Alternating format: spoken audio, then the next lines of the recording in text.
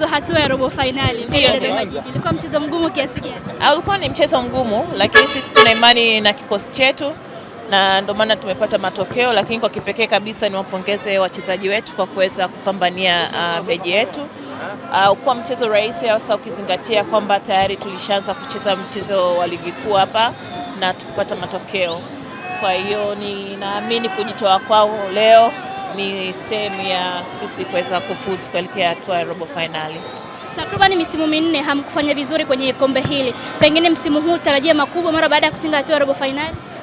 Sisi lengo letu siku zote ni lile kushinda mataji yote, na naamini tutakuwa na msimu bora, na nina imani kwamba kwa support ambayo tumekuwa tukipata kwa mashabiki mbalimbali, viongozi wetu ndio ambayo natufanya sisi tuendelee kuamini tunaweza kufanikiwa katika kutetea kuyarejesha mataji hayo Msimbazi.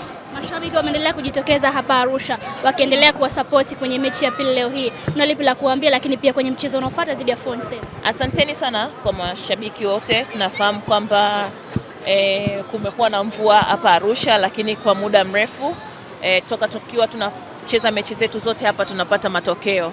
Kwangu mimi naamini hiyo ni moja ya heshima ambayo mashabiki wetu wanatupa. Kwa hiyo mimi nasema asanteni sana wana Simba. This one was for you. Asante.